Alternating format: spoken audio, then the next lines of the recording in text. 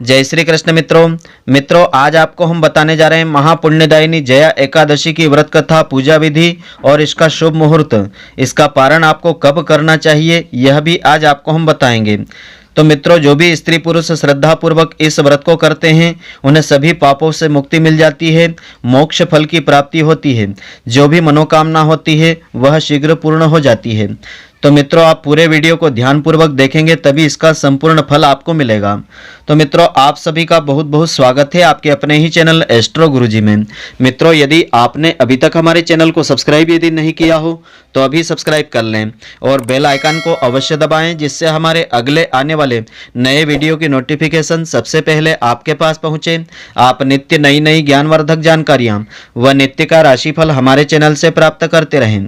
तो हमारे हिंदू धर्म में एकादशी व्रत का कितना महत्व है यह हम सब भली भांति जानते हैं।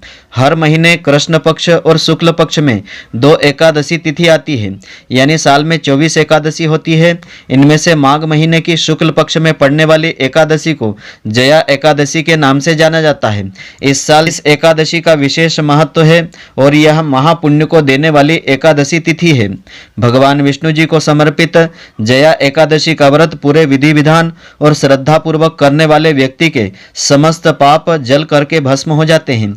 इस एकादशी को अन्नदा या कामिका या भीष्म एकादशी के नाम से भी जाना जाता है। तो जया एकादशी का शुभ मुहूर्त इस प्रकार से है। जया एकादशी है 23 फरवरी 2021 मंगलवार को है। एकादशी तिथि प्रारंभ होगी दिनांक 22 फरवरी की शाम को 5:16 पर आरंभ होगी और एकादशी तिथि समाप्त होगी दिनांक 23 फरवरी को शाम के 6:05 पर। जया एकादशी पारण का शुभ मुहूर्त रहेगा 24 फरवरी 2021 को प्रातःकाल 6:51 से तो प्रातःकाल 9:09 तक का समय रहेगा। इस समय अवधि में आपको इस व्रत का पारण कर लेना चाहिए। तो जया एकादशी का विशेष महत्व इस प्रकार से है। जया एकादशी का व्रत सबसे श्रेष्ठ व्रत माना जाता है। पौराणिक मान्यताओं के अनुसार इस व्रत के प्रभाव से राजा हरिश्चंद्र को उनका खोया हुआ राजपाठ प्राप्त हो गया था और उनका पुत्र भी जीवित हो उठा था। तो मान्यता है कि इस दिन भगवान विष्णु जी की श्रद्धा पूर्वक पूजा आराधना करने से भूत पिशाच योनि भी खत्म हो जाती है। इसके अलावा ऐसी भी मान्यता है कि स्वयं भगवान श्री कृष्ण ने ज्येष्ठ पांडव पुत्र युधिष्ठिर को इस एकादशी का महत्व बताया था, जिसके बाद उन्होंने जया एकादशी का व्रत किया था। जया एकादशी का व्रत रखने वाले व्यक्ति की सारी शारीरिक और मानसिक समस्याएं दूर होती है, मन शांत रहता है। इस व्रत के नियमों का पालन करने से व्यक्ति को सभी पापों से मुक्ति मिल जाती है। तो इस व्रत के खास नियम इस प्रकार से हैं। इस दिन प्रातःकाल ब्रह्म मुहूर्त में उठ करके स्नान करें, इस व्रत का संकल्प लेवें और फिर भगवान विष्णु जी की पूजा आराधना करें।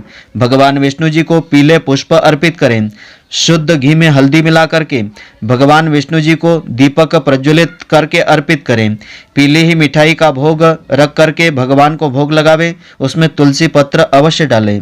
एकादशी की शाम को तुलसी के पौधे के सामने भी दीप प्रज्वलित करें और यथाशक्ति परिक्रमा करें। भगवान विष्णु जी को केले का फल अर्पित करें और गरीबों को उसका दान करें। भगवान विष्णु जी के साथ लक्ष्मी जी का भी श्रद्धा पूर्वक पूजन करें। जया एकादशी के व्रत के दिन पवित्र मन से भगवान विष्णु जी की पूजा अर्चना करना चाहिए। मन में द्वेष छल कपट की भावना नहीं रखना चाहिए। दूसरों की निंदा नहीं करना चाहिए। नारायण स्तोत्र और विष्णु सहस्त्र नाम का पाठ करना चाहिए अथवा श्रवण करना चाहिए।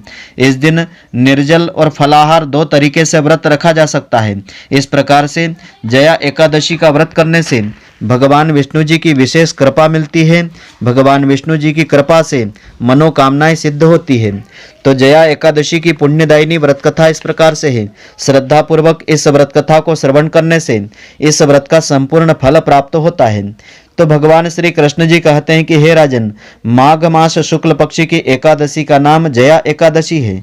इसका व्रत करने से मनुष्य के सभी पाप तथा ब्रह्म हत्या जैसे महापाप तक नष्ट हो जाते हैं। इसी के प्रभाव से भूत पिशाच आदि योनियों से मुक्ति हो जाती है। कभी प्रेत योनि में नहीं जाना पड़ता है।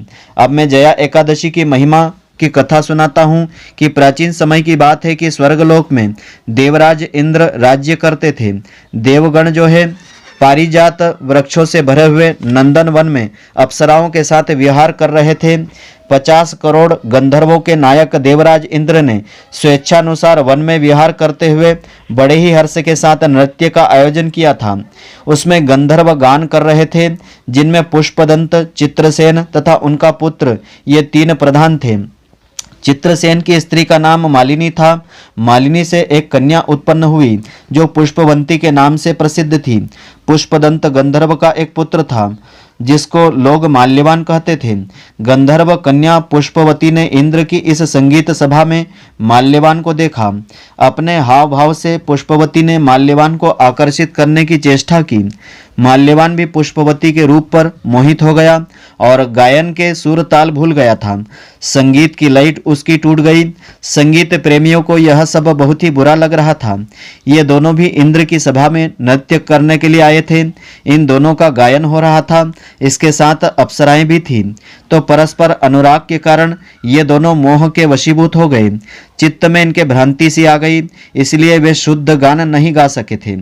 कभी ताल भंग हो जाता, कभी गीत बंद हो जाता था। संगीत की लय टूट गई और संगीत का सारा आनंद बिगड़ गया था। सभा में उपस्थित देवों को बहुत बुरा लगा और यह देख करके देवराज इंद्र भी उन पर क्रोधित हो गए। संगीत तो एक पवित्र कला और साधना होती है, इस साधना को भ्रष्ट करना अपराध होता है। इस बात से इंद्र को क्रोध आ गया और अपना अपमान समझते हुए इंद्र ने पुष्पवती और माल्यवान को श्राप दे दिया और कहा कि मूर्खों, तुम दोनों को धिक्कार है, तुम लोग पतित हो क्योंकि तुमने मेरी आज्ञा भंग की है। संगीत साधना की पवित्रता को नष्ट करने वाले माल्यवान और पुष्पवती, तुम दोनों ने सरस्वती की पूजा में विघ्न डाला है, अतः तुम्हें अब मृत्यु लोक में जाना होगा। तुमने गुरुजनों की सभा में संयम से रहने के नियम को तोड़ दिया है और लज्जाजनक प्रदर्शन करके गुरुजनों का भी अपमान किया है, इसलिए अब तुम्हें देवलोक में निवास नहीं मिल सकता है। तुम दोनों अधम पिशाच असंयमी जैसा जीवन बिताओगे। तो इंद्र के इस प्रकार श्राप देने पर उन दोनों के मन में बड़ा ही दुख हुआ। श्रापवश दोनों मृत्युलोक में हिमालय पर्वत पर चले गए और पिशाच योनि को पा करके अति दुखी हुए। अब वे बीहड़ वनों में भद्दी सूरतें लिए हुए अभक्ष्य भक्षण करते हुए जीवन व्यतीत कर रहे थे। हिमालय के शीतल प्रदेश की कंदराओं में उनका जीवन कष्टमय हो गया था। दोनों पश्चाताप की अग्नि में जल रहे थे। अपनों से बिछुड़ने का उन्हें बड़ा ही दुख हो रहा था। देवयोग से एक बार माघ मास शुक्ल पक्ष की जया नामक एकादशी के दिन दोनों ने निराशा से घिर जाने के कारण सवेरे से ही जलपान तक नहीं किया और कोई पाप कर्म भी नहीं किया। वे प्रभु का ध्यान करके अपनी गलतियों की क्षमा मांगने लगे थे। कुछ फल खा करके दिन भर वे शुद्ध हृदय से प्रभु का ध्यान करते रहे। सायंकाल के समय पीपल के वृक्ष के नीचे बैठ गए और समाधि ग्रस्त हो गए। रात्रि को भी उन्होंने ईश्वर का ध्यान किया था। सारी रात्रि उन्होंने जाग करके व्यतीत की थी। तो श्री कृष्ण भगवान आगे कहते हैं कि हे राजन, संयोगवश यह तिथि जया एकादशी व्रत की तिथि थी। दिन में व्रत और रात्रि में ईश्वर का ध्यान और जागरण करके पुण्य का कारण बना था। अनायासी उनका यह जया एकादशी का व्रत हो गया था। वस्तुतः जया एकादशी को दिन में व्रत और रात्रि में जागरण करने से दूसरे दिन होते ही व्रत के प्रताप से और भगवान विष्णु जी की शक्ति से उनकी पिशाच योनि से उनकी मुक्ति हो गई। उन्हें पुनः अत्यंत सुंदर गंधर्व और अप्सरा की अपनी देह मिल गई थी। सुंदर वस्त्र और आभूषणों से अलंकृत हो गए। तब वे दोनों विमान पर बैठ करके स्वर्ग लोक को प्रस्थान कर गए। उस समय आकाश में देवता तथा गंधर्व उनकी स्तुति करते हुए पुष्प वर्षा करने लगे। स्वर्ग लोक में जाकर के उन दोनों ने प्रसन्नता से देवराज इंद्र को प्रणाम किया। देवराज इंद्र इनको पहले जैसे स्वरूप में देख करके आश्चर्य में पड़ गए। तब इंद्र ने पूछा कि पिशाच योनि से तुमने किस प्रकार छुटकारा पाया था। तो अपनी भूल पर पछतावा हुआ। बड़ी ही विनम्रता से प्रणाम करके माल्यवान बोला कि हे देवेंद्र, भगवान विष्णु जी की कृपा और जया एकादशी के व्रत के प्रताप से हमारी पिशाच योनि से मुक्ति हो गई। तब इंद्र ने आगे कहा कि हे माल्यवान, भगवान की कृपा और एकादशी के व्रत करने से न केवल तुम्हारी पिशाच योनि छूट गई, वरन तुम्हारे सभी कुल वाले और स्वर्ग के निवासी भी वंदनीय हो गए हैं, क्योंकि विष्णु और शिव के भक्त सदैव हमारे वंदनीय होते हैं। इसलिए आप दोनों हम सभी देवताओं के भी वंदनीय हो गए हो। अब आप दोनों आनंद से स्वर्गलोक में विहार करोगे। पुष्पवती ने भी निवेदन किया कि हे देवेंद्र, आपका श्राप हमें वरदान बन गया और हमें भगवान विष्णु जी की कृपा प्राप्त हो गई। भगवान श्री कृष्ण जी आगे कहते हैं कि हे युधिष्ठिर, इस जया एकादशी के व्रत से पिशाच योनि में पड़ा व्यक्ति भी मुक्ति पाकर के स्वर्ग लोक में वास करता है। एकादशी का व्रत अनेक यज्ञ, जप, दान आदि से अधिक फलों को देने वाला होता है। जो मनुष्य जया एकादशी का व्रत श्रद्धा पूर्वक करते हैं, नियम पूर्वक करते हैं, वे अवश्य ही स्वर्ग लोक में वास करते हैं। जिसने जया एकादशी का व्रत किया है, उसने सब प्रकार का दान दे दिया और संपूर्ण यज्ञों का अनुष्ठान कर लिया। इसके महात्म्य को पढ़ने और सुनने से अग्निष्टोम यज्ञ का फल प्राप्त हो जाता है। तो यह जो कथा है भविष्योत्तर पुराण में वर्णित है। इस व्रत में फलाहार का नियम इस प्रकार से है। इस व्रत में गूंदगिरी के पाठे, ग्वार पाठे का सागार लेना चाहिए। दूध और कुड्दू से बनी मिठाई या सामग्री, फल तथा मेवा आदि इस व्रत में लिए जा सकते हैं। तो मित्रों, आशा करता हूँ कि आपको हमारी यह ज्ञानवर्धक जानकारी पसंद आई होगी। यदि आपको पसंद आई हो तो आप हमारे वीडियो को अधिक से अधिक शेयर अवश्य करें, जिससे अधिक से अधिक भक्तजन इसका लाभ प्राप्त करते रहें और इसका पुण्य फल आपको भी मिलता रहे। और आप हमारे वीडियो को लाइक करना नहीं भूलें। धन्यवाद। जय श्री कृष्ण मित्रों, फिर मिलेंगे।